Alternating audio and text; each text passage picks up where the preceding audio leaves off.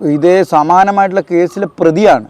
വളരെ cold blooded murder ചെയ്യാനുള്ള കരുത്തുള്ള സ്ത്രീയാണ് അവർ. ഇതിൽ അവരെന്ന് പറഞ്ഞാൽ ദൃശ്യം മോഡലിലുള്ളൊരു തിരക്കഥ തയ്യാറാക്കിയത്. എന്നിട്ടാണ് ഈ ഭിത്തിയിൽ തലയിടിപ്പിച്ചാണ് കൊല്ലുന്നത്. വെല്ലുവിളി നിറഞ്ഞ ഒരു കേസാണ്. ആദ്യം ബേക്കൽ പോലീസ് സ്റ്റേഷനിലുള്ള ഉദ്യോഗസ്ഥന്മാരാണ് കേസ് അന്വേഷിച്ചത്.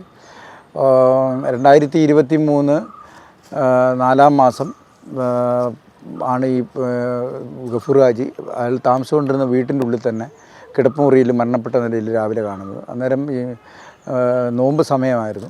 രാവിലെ തലേദിവസം തൊട്ട് ഇയാളെ ഒരു 4 മണി തൊട്ട് ഇയാളുടെ മൊബൈൽ ഫോണിൽ വിളിച്ചിട്ട് ആർക്കും കിട്ടിയിരുന്നില്ല. പിന്നീട് പിറ്റേ ദിവസം വെളുപ്പിന് നോമ്പ് തുറക്കേണ്ട സമയത്തും കാണാതായപ്പം ബന്ധുക്കൾ വന്ന് അന്വേഷിച്ചപ്പോഴാണ് വീട്ടിൻ്റെ ഉള്ളിൽ മരണപ്പെട്ട് കിടക്കുന്നതായിട്ട് കണ്ടത്. ആ മരണപ്പെട്ട് കിടക്കുന്നത് സ്വാഭാവിക മരണം എന്ന നിലയ്ക്ക് മയ്യത്തടക്കി. പിന്നീട് മകൻ ഒരു പരാതി മുഖ്യമന്ത്രിക്ക് കൊടുത്തു. ആ പരാതിയിൽ കേസെടുത്തു. മയ്യത്ത് അടക്കിയ ബോഡി തിരിച്ചെടുത്ത് പോസ്റ്റ്മോർട്ടം നടത്തി.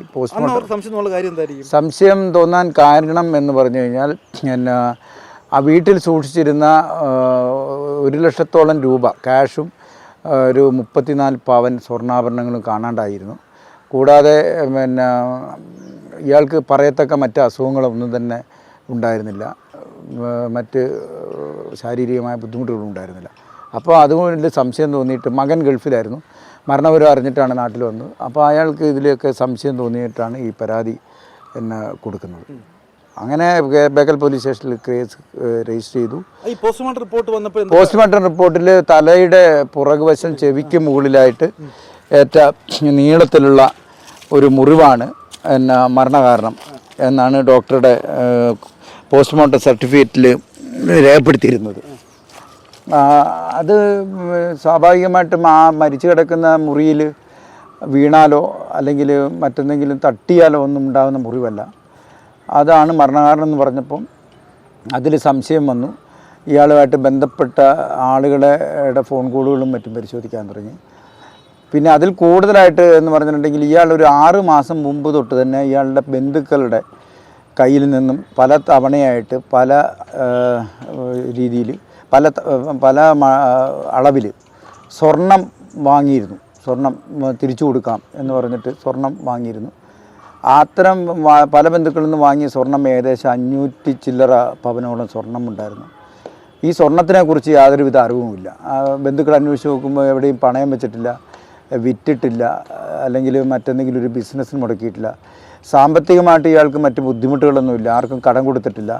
ഇയാളും ഇയാളുടെ സഹോദരന്മാരും ചേർന്ന് ഗൾഫിൽ ബിസിനസ് നടത്തുകയാണ്. ഇയാൾ 2022 12-ാം മാസമാണ് ഗൾഫിൽ നിന്ന് തിരിച്ചു വന്നത്. ആ സമയത്ത് ഈ പിന്നീട് നാട്ടിലുള്ള ഒരു സ്ത്രീ, അതായത് ഷമീന എന്ന് പറയുന്നൊരു സ്ത്രീ, ചെറുപ്പക്കാരിയാണ്. അവരുമായിട്ട് ഒക്കെ ഒരു സൗഹൃദത്തിലായി. അവർക്ക് മന്ത്രവാദം, കൂടോത്രം തുടങ്ങിയ പരിപാടി ഉണ്ടായിരുന്നു. അവരുടെ ഗ്യാങ്ങിൽ കുറച്ച് ആളുകളുണ്ടായിരുന്നു. അവരുടെ ഭർത്താവുണ്ട്. അങ്ങനെ ഇവരുടെ വീട്ടിൽ തന്നെ ഈ മന്ത്രവാദം നടത്തിയിട്ടുണ്ട്. മന്ത്രവാദം നടത്തിയെന്ന് പറഞ്ഞിട്ടുണ്ടെങ്കിൽ ഇതിൽ നിധി അവിടെ ഉണ്ട് എന്ന് പറഞ്ഞിട്ട് ഗഫൂർ ഹാജിയുടെ വീട്ടിൽ നിധി ഉണ്ടെന്നും പറഞ്ഞിട്ടും പിന്നെ ഭാര്യയ്ക്ക് ചെറിയ വിഷാദ രോഗം പോലെ ഉണ്ടായിരുന്നു ഗഫൂർ ഹാജിയുടെ. അപ്പോൾ അത് മാറുന്നതിന് വേണ്ടി 2-3 വട്ടം നടത്തിയിരുന്നു. ആ മന്ത്രവാദം നടത്തിയിട്ട് ഒരു തകിട് ഇവർ കൊടുക്കും. ആ തകിടിന് ഏകദേശം ഒരു 75,000 രൂപ വെച്ചിട്ട് വാങ്ങിയിരുന്നു. അപ്പോൾ ഇവരെ നാട്ടുകാരെല്ലാം ഒരു സംശയം പ്രകടിപ്പിച്ചു. അതിനെ തുടർന്നിട്ട് ആക്ഷൻ കമ്മിറ്റി നിലവിൽ വന്നു. അവർ സമരത്തിലേക്ക് ഇറങ്ങി. അങ്ങനെ ഈ ബേക്കൽ പോലീസ് സ്റ്റേഷനിലുള്ള ഉദ്യോഗസ്ഥന്മാർ ഇവരെ വിളിച്ച് പലതവണ ചോദ്യം ചെയ്തു. ചോദ്യം ചെയ്തപ്പോഴൊന്നും ഇവർ കുറ്റം സമ്മതിക്കുകയോ അല്ലെങ്കിൽ അന്വേഷണം ആ ഘട്ടത്തിലേക്ക് കടക്കുകയോ ചെയ്തില്ല. പിന്നീട് കഴിഞ്ഞ ഒക്ടോബറിൽ ഞാൻ തിരുവനന്തപുരത്ത് നിന്നും കാസർഗോഡേക്ക് ട്രാൻസ്ഫറായി DCRB DSP ആയിട്ട് അവിടെ ചുമതല ഏറ്റെടുത്തപ്പം അവിടെ കാസർഗോഡ് SP ശില്പ മാഡമായിരുന്നു. ശില്പ മാഡം ഇവിടെ റൂറൽ SP ആയിരുന്നു. ഇപ്പോൾ സമയത്ത് ഞാൻ മാഡത്തിൻ്റെ കൂടെ ജോലി ചെയ്തു. മാഡമാണ് ഈ കേസ് എന്നോട് നോക്കാൻ പറഞ്ഞിട്ട് ഏൽപ്പിച്ചു തരുന്നത്. അപ്പോൾ ഞാൻ ഫയലെടുത്ത് ആദ്യം പരിശോധിച്ചപ്പോൾ കുറച്ച് കാര്യങ്ങൾ എനിക്ക് ബോധ്യപ്പെടുത്തിയതിൻ്റെ അടിസ്ഥാനത്തിൽ ഞാൻ മാഡത്തോട് ഈ വിവരങ്ങളൊക്കെ ചർച്ച ചെയ്തപ്പം ആ കേസിൻ്റെ പൂർണ്ണമായിട്ടുള്ള അന്വേഷണ ചുമതല എനിക്ക് നൽകിക്കൊണ്ടൊരു പ്രൊസീഡിങ്സ് ഇറങ്ങി. ആ അന്വേഷണം അങ്ങനെ ഏറ്റെടുത്തൊരു ഇൻവെസ്റ്റിഗേഷൻ ടീം ഞങ്ങൾ രൂപീകരിച്ച് കൂടുതലായിട്ടുള്ള, അപ്പം മരണം കഴിഞ്ഞിട്ട് 1.5 വർഷം കഴിഞ്ഞിരുന്നു. ആ സമയത്തുള്ള CCTV ഫുട്ടേജുകളൊന്നും ലഭ്യമല്ലായിരുന്നു. ബാക്കപ്പ് കിട്ടിയിട്ടില്ല. കൂടാതെ ഈ ഗഫൂർ ഹാജിയുടെ വീട്ടിൽ തന്നെ CCTV അന്ന് വർക്ക് ചെയ്തിരുന്നില്ല. പിന്നെ പിന്നീടുള്ള തെളിവുകളെല്ലാം ഞങ്ങൾ ഓരോന്നായിട്ട് ശേഖരിച്ച് വരുമ്പോഴാണ് ഇവരുടെ ഈ ഷമീന എന്ന സ്ത്രീ, അവരെ ജിന്നുമ്മ എന്നും കൂടിയാണ് വിളിക്കുന്നത്. ഇവർക്ക് നിലവിൽ നേരത്തെ ഈ സ്വർണം ഇരട്ടിപ്പിക്കുന്ന കൊടുക്കാം എന്ന് പറഞ്ഞ് വീട്ടിൽ നിന്ന് സ്വർണം തട്ടിയതിൽ 2 കേസുകൾ, പിന്നെ ഒരു ഹണി ട്രാപ്പ്, കാസർഗോഡ് പോലീസ് സ്റ്റേഷന് പറ്റിയുള്ള ഒരു ഹണി ട്രാപ്പ് 2019 കേസിൽ ഇവർ പ്രതികളാണെന്ന് മനസ്സിലായി. അപ്പോൾ അതുമായിട്ട് ബന്ധപ്പെട്ട് ഇവർ ക്രിമിനൽ പശ്ചാത്തലമുള്ളവരാണെന്ന് മനസ്സിലായി. അങ്ങനെ നിരന്തരം ഇവരുടെ ഫോൺ കോളുകളും മറ്റു കാര്യങ്ങളും എല്ലാം പരിശോധിച്ചു. അപ്പോൾ ഈ ജ്വല്ലറികളുമായിട്ട് ഇവർക്ക് ബന്ധമുണ്ടെന്ന് മനസ്സിലായി. ഈ ഗഫൂർ ഹാജി ബന്ധുക്കളിൽ നിന്ന് സ്വർണം വാങ്ങിയ സമയത്ത് എല്ലാം തന്നെ ഇവരുമായിട്ട് സബ്സിക്വൻറ്റ് കോണ്ടാക്റ്റ് ഉണ്ടെന്ന് മനസ്സിലായി. അതൊക്കെ വെച്ചിട്ട് ചോദ്യം ചെയ്യുകയും സാക്ഷികളെ കണ്ട് ഒരു ഏകദേശം ഞാൻ ചെന്നതിൽ തന്നെ 150ഓളം ആളുകളെ വിളിച്ചു വരുത്തി വിശദമായി ചോദ്യം ചെയ്തു. മറ്റു രേഖകൾ പരിശോധിച്ചു. ഇവരെ ചുറ്റിപ്പറ്റി നിൽക്കുന്നവരെയും ഇവരുടെയും സാമ്പത്തിക സ്രോതസ്സ് വെരിഫൈ ചെയ്തു. ബാങ്ക് അക്കൗണ്ടുകൾ, പണയപ്പെടുത്തിയ വിവരങ്ങൾ, വസ്തു വാങ്ങിയ വിവരങ്ങൾ, വാഹനം വാങ്ങിയ വിവരങ്ങൾ തുടങ്ങിയ കാര്യങ്ങളെല്ലാം നമ്മൾ വെരിഫൈ ചെയ്തപ്പം ഗഫൂർ ഹാജി ഗൾഫിൽ നിന്ന് വന്നതിന് ശേഷം ഇയാൾ സ്വർണം വാങ്ങിയ സമയം തൊട്ട് ഇവർ വളരെ ആർഭാടകരമായ ജീവിതമാണ് നയിച്ചിരുന്നത്. ഒരുപാട് പണം ഇവരുടെ അക്കൗണ്ടുകളിലൂടെ ട്രാൻസാക്ഷൻ നടക്കുന്നത് മനസ്സിലായി. അപ്പം അങ്ങനെ അതിൻ്റെ അന്വേഷണം മുന്നോട്ട് കൊണ്ടുപോയിട്ട് ഈ കഴിഞ്ഞ ഡിസംബർ 4-ാം തീയതി ആ കേസിൽ 4 പ്രതികളെ ഞാൻ അറസ്റ്റ് ചെയ്തു. അവരിപ്പോഴും റിമാൻഡിലാണ്. ചെയ്തതെന്ന് പറഞ്ഞാൽ ഈ സ്വർണം തിരിച്ചു കൊടുക്കാതിരിക്കാൻ വേണ്ടിയാണ് ചെയ്തത്. 596 പവൻ എന്നാണ് പ്രാഥമികമായ കണക്കൂട്ടൽ.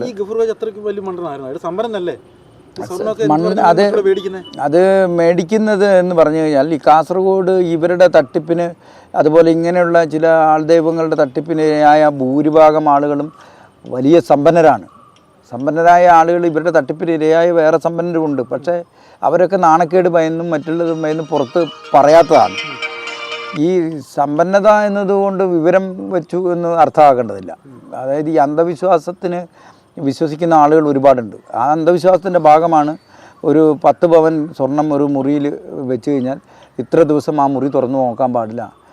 അത് കഴിഞ്ഞിട്ട് തുറന്നു കഴിയുമ്പം 10 പവൻ എന്നുള്ളത് 20 പവനാവും എന്നാണ് ഈ ജിന്നുമ്മ വിശ്വസിപ്പിക്കുന്നത്. അതിനുവേണ്ടി ആ ഒരു ദിവസം നീളുന്ന രാത്രിയിലുള്ള ചില കൂടോത്രവും മന്ത്രവാദവും ഒക്കെ ഇവർ ചെയ്യും. എന്നിട്ട് ആ മുറി അടച്ചിടും. പക്ഷേ ഈ സ്വർണ്ണം അന്ന് തന്നെ അവർ കൊണ്ടുപോയിട്ടുണ്ടാകും. പകരം വെക്കുന്നത് വേറെ ചില ഇതാണ്. ഇവർ ഈ മാജിക്ക് അങ്ങനെ തന്നെ ഇരിക്കുന്നത്. അത് ഇവരെ കൈക്കലാക്കി ഇവർ ഈ ഗഫൂർ ഹാജി ബന്ധുക്കളിൽ നിന്നൊക്കെ വാങ്ങിയ സ്വർണ്ണം അതാത് ദിവസങ്ങളിൽ തന്നെ ഇവർ മുഖേന കൈമാറിപ്പോയി. അവർ വിശ്വസിപ്പിച്ചു ഇന്ന സ്ഥലത്ത് വെക്കുകയാണ്. അത് കഴിഞ്ഞിട്ട് അപ്പോൾ ഈ നോമ്പ് കഴിഞ്ഞ സമയത്ത് 2023 ഏപ്രിൽ മാസം നോമ്പ് കഴിയുന്നതോടുകൂടി ഈ സ്വർണം ഇരട്ടിപ്പിച്ച് കൊടുക്കാം എന്നാണ് വാഗ്ദാനം. പക്ഷേ ഈ സ്വർണ്ണമെല്ലാം ഇവർ വിറ്റു. പല സ്ഥലങ്ങളിലും വിറ്റ് ഇവർ പണവും ഇതുമൊക്കെ ആക്കി. അപ്പോൾ ഈ ബന്ധുക്കൾ ഗഫൂർ ഹാജിയോട് സ്വർണം തിരിച്ചു ചോദിക്കാൻ തുടങ്ങി. ഈ നോമ്പിൻ്റെ സമയത്ത് അധികം സ്വർണ്ണാഭരണങ്ങളൊന്നും അധികം ധരിക്കില്ലല്ലോ. ഈ പെരുന്നാൾ കഴിയുമ്പോഴേക്കും ഓരോരുത്തരുടെ കല്യാണവും കുടുംബത്തിലെ വിശേഷ ദിവസങ്ങളും വരുന്ന സമയമായതുകൊണ്ട് അവർക്ക് സ്വർണ്ണം ആവശ്യമായിട്ട് വന്നു. അപ്പോൾ അവർ ഈ ഗഫൂർ ഹാജിനോട് സ്വർണം തിരിച്ചു ചോദിക്കാൻ തുടങ്ങി. ഗഫൂർ ഹാജി ഇവരോട് ചോദിച്ചു. ഇങ്ങനെ കല്യാണമൊക്കെ ഓരോരുത്തരുടെ അടുത്തു, അതുകൊണ്ട് ആ സ്വർണ്ണമൊക്കെ തിരിച്ചു കൊടുക്കേണ്ട സമയം ഓരോരുത്തർ ചോദിച്ചു തുടങ്ങി. അപ്പോൾ സ്വർണം നമുക്ക് വേണം എന്ന് പറഞ്ഞു. അപ്പോൾ ഇവരടുത്ത് സ്വർണ്ണമില്ല. ഇവർ കിട്ടിയതെല്ലാം സമയത്ത് അതിനു മുമ്പ് ഇവർ സാമ്പത്തികമായിട്ട് വളരെയധികം ബുദ്ധിമുട്ടിലായിരുന്നു. അതിന് ബന്ധപ്പെട്ട രേഖകളെല്ലാം നമ്മൾ കളക്ട് ചെയ്താണ്. അപ്പം പിന്നെ ഇവരെ ഇയാളെ കൊല്ലുക എന്നുള്ള ഇതിലേക്ക് എത്തി. ഈ കൊല്ലുന്ന സമയത്ത് അതെ, അതും ഇതുപോലെ തന്നെ വളരെ പ്ലാൻഡാണ്. ഈ ഞാൻ അന്വേഷിച്ച കേസുകളെല്ലാം തന്നെ പ്ലാൻഡ് മർഡറാണ്. ഇതിൽ അവരെന്ന് പറഞ്ഞാൽ ദൃശ്യം മോഡലിലുള്ളൊരു തിരക്കഥ തയ്യാറാക്കിയത് തന്നെ. ഇവരുടെ ഒരു വാട്സപ്പ് ഗ്രൂപ്പ് ഉണ്ടാക്കി അതിൽ മാത്രമാണ് ഈ ചർച്ചകൾ നടക്കുന്നത്. പിന്നെ അന്നത്തെ ദിവസം ഇവർ വേറെ സ്ഥലങ്ങളിലായിരുന്നു എന്ന് തെളിയിക്കുന്നതിന് വേണ്ടിയിട്ട് ഇവർ ഓരോ സ്ഥലങ്ങളിലേക്ക് മാറി. പിന്നെ ഈ ടവർ ലൊക്കേഷൻ ഒരു സ്ഥലത്ത് തന്നെ കാണിക്കുന്ന ഒരു വീട്ടിൽ ഒത്തുകൂടി. അപ്പോൾ ടവർ ലൊക്കേഷൻ എടുക്കുമ്പോൾ സ്വാഭാവികമായിട്ട് അതൊരു ബന്ധുവീടാണ്. ഈ പ്രതിയുടെ ഒരു സുഹൃത്തിൻ്റെ ബന്ധുവീട്ടിൽ അവിടെ ഉണ്ടായിരുന്നു. അത് കഴിഞ്ഞൊരു ബന്ധുവീട്ടിലേക്ക് പോയി. അപ്പോൾ അവിടെയുള്ള ഒരു ചടങ്ങിൽ പങ്കെടുത്തു. പിന്നെ അത് കഴിഞ്ഞിട്ട് വേറൊരു സ്ഥലത്തേക്ക് തുണി തയ്ക്കാൻ പോകുക. അങ്ങനെ ഇവർ സൃഷ്ടിച്ചെടുക്കുകയാണ് തെളിവുകൾ അലീബി പ്രൂവ് ചെയ്യാൻ വേണ്ടിയിട്ട്. പോലീസ് ഇവർക്കെതിരെ ആരോപണം അല്ലെങ്കിൽ പോലീസ് ഇവർക്കെതിരെ ഒരു തെളിവ് നശിപ്പിക്കുകയും ഞങ്ങൾ അവിടെ ഇല്ലായിരുന്നു, ഞങ്ങൾ ഇന്ന സ്ഥലത്തായിരുന്നു എന്ന് മുൻകൂട്ടി ഉള്ള തിരക്കഥ തയ്യാറാക്കി. പക്ഷേ അതിലൊക്കെ തന്നെ പൊരുത്തക്കേടുകളുള്ളതുകൊണ്ട് നമ്മളതെല്ലാം പൊളിച്ചു പോയി. കൊന്ന രീതി എന്ന് പറഞ്ഞാൽ ഇയാളോട് പറഞ്ഞ് സ്വർണം തിരിച്ച് ഇരട്ടിപ്പിച്ച് തരുന്നതിന് മുമ്പ് ഒരു ചടങ്ങുണ്ട്. ഒരു മന്ത്രവാദം, അത് ചെയ്യണം, അന്നേരം വീട്ടിൽ ആരും ഉണ്ടാകാൻ പാടില്ല, നിങ്ങൾ മാത്രമേ ഉണ്ടാകാൻ പാടുള്ളൂ എന്ന് ഇയാളോട് പറഞ്ഞു. അപ്പം ഇയാൾ ഉച്ചയായപ്പോഴേക്കും ഈ ഭാര്യയും മകളും വീട്ടിലുണ്ടായിരുന്നു. ഭാര്യയും മകളെയും ഇയാൾ തന്നെ ഇവരുടെ നിർദ്ദേശപ്രകാരം ഭാര്യയുടെ ജ്യേഷ്ഠത്തിയുടെ വീട്ടിലേക്ക് ഒരു 6 കിലോമീറ്റർ അപ്പുറത്തുള്ള ജ്യേഷ്ഠത്തിയുടെ വീട്ടിൽ കൊണ്ടാക്കി. എന്നിട്ട് ഞാൻ നിങ്ങളെ വൈകുന്നേരം കൂട്ടിക്കൊള്ളാമെന്ന് പറഞ്ഞു. അപ്പോൾ അതിനു മുമ്പ് ഞാൻ പറഞ്ഞിരുന്നു ഗഫൂർ ഹാജിനോട്, ഭാര്യ നിൽക്കുമ്പം തന്നെ ഒരു 2 ആഴ്ച മുമ്പ്, ഇത് ഒരു 4 ദിവസം മുമ്പ് ഇവർ ഈ തീരുമാനിച്ചാണ്. പക്ഷെ അന്ന് എന്തോ കാരണം കൊണ്ട് ചെയ്യാൻ പറ്റാത്തതുകൊണ്ട് മാറിപ്പോയതാണ്. അപ്പം അന്ന് പറയുന്നുണ്ട്, നിങ്ങളിലൊരു പിന്നെ ആത്മാവ് കയറിയിട്ടുണ്ട്. 3 ആത്മാക്കളാണ് കയറിയിരിക്കുന്നത്. ഒന്നൊരു ഹിന്ദുവിൻ്റെ, 2 മുസ്ലിങ്ങളുടെ. അവർ ദുർമരണം സംഭവിച്ചാണ്. അപ്പോൾ ആ ദുർമരണം സംഭവിച്ച ആത്മാക്കളുടെ രൂപത്തിലേക്ക് നിങ്ങളെ മാറ്റണം, എന്നിട്ട് വേണം അതിൻ്റെ ചടങ്ങുകൾ നടത്താൻ. അപ്പോൾ തുണി കൊണ്ട് ചുറ്റിയിട്ട് നിങ്ങളെ ആ രൂപത്തിലേക്ക് ആക്കിയതിന് ശേഷമേ ഇത് ചെയ്യാൻ പറ്റുള്ളൂ. നിങ്ങൾക്ക് പേടിയുണ്ടോ എന്ന് ഈ ഗഫൂർ ഹാജിനോട് ചോദിക്കുന്നുണ്ട്. അപ്പോൾ ഗഫൂർ ഹാജി പേടിയില്ല എന്ന് പറയുന്നുണ്ട്. അപ്പോൾ ഈ മരണസമയത്ത് ഇവർ ഇതെല്ലാം ഉപയോഗിച്ചിട്ട് ഇയാളെ ചുറ്റി വരിഞ്ഞ് കെട്ടി, എന്നിട്ടാണ് ഈ ഭിത്തിയിൽ തലയിടിപ്പിച്ചാണ് കൊല്ലുന്നത്. ഭിത്തിയിൽ തലയിടിപ്പിച്ച് ആണ്. ഇല്ല, ബ്ലഡൊന്നും പുറത്ത് വന്നിട്ടില്ല. അത് ഡോക്ടറും പറഞ്ഞതെന്ന് പറഞ്ഞാൽ ബ്ലഡ് ഈ കൺഡ്യൂഷൻ ഇഞ്ചുറിയിൽ ബ്ലഡ് ഉള്ളിലേക്ക് പോകും. അങ്ങനെ ബ്ലഡ് ഉള്ളിൽ പോയിട്ട് ബ്രെയിനിൽ കട്ട പിടിച്ചു. അതാണ് മരണകാരണം. അത് ഇവർ ഈ അക്യൂപങ്ചർ പഠിച്ചിട്ടുണ്ട്. അക്യൂപങ്ചർ പിന്നെ ചികിത്സയും ഈ ചില മർമ്മ ചികിത്സയും പഠിച്ചിട്ടുണ്ട്. ഈ 2 സ്ത്രീകൾ, ജിന്നുമ്മയും അവരുടെ സഹായിയും അവിടെ കാസർഗോഡ് നിന്ന് പഠിച്ചിട്ടുണ്ട്. പിന്നെ എറണാകുളത്ത് പോയി പഠിച്ചിട്ടുണ്ട്, മലപ്പുറത്ത് പോയി പഠിച്ചിട്ടുണ്ട്. അപ്പം ചില കാര്യങ്ങളെല്ലാം ഈ പിന്നെ ഒരുപാട് പുസ്തകങ്ങൾ ഒക്കെ വാങ്ങിയിട്ട് അതൊക്കെ നമ്മൾ സീസ് ചെയ്തു, അത് റെഫർ ചെയ്തിട്ടുണ്ട്, ഇത് എന്തൊക്കെ സംഭവിക്കാം എന്നുള്ളത്. ഇതേ സമാനമായിട്ടുള്ള കേസിലെ പ്രതിയാണ്. വളരെ കോൾഡ് ബ്ലഡ് മർഡർ ചെയ്യാനുള്ള കരുത്തുള്ള സ്ത്രീയാണ് അവർ. ഈ ഗഫൂർ ഹാജി കൊല്ലപ്പെട്ടില്ലായിരുന്നെങ്കിൽ സമാനമായിട്ടുള്ള ഒരുപാട് കേസുകൾ ഇവർക്കെതിരെ ഇപ്പോഴും ആരോപണമൊക്കെ വരുന്നുണ്ട്. പക്ഷേ അതിൻ്റെ അന്വേഷണം എന്താണെന്നുള്ളത് എനിക്കറിയില്ല. അപ്പോൾ ചിലരുടെ മരണത്തിലൊക്കെ ഇവരുടെ പങ്ക് പറയുന്നുണ്ട്.